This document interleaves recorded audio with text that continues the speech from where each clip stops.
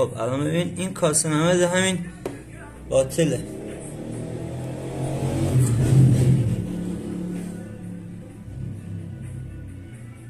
من نمیدونم اینا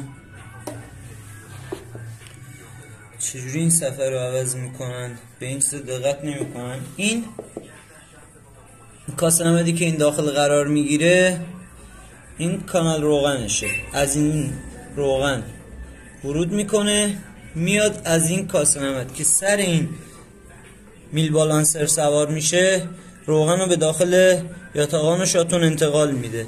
اگه این کاسه نمد خراب باشه موتور خوب روغن رسانی نمیشه به میلنگ و یاتاقان و در نتیجه موتور شاتون میزنه، میگن یاتاقان میزنه. ببینید این کاسه نمد خرابه، پاره شده، کاملا مشخصه.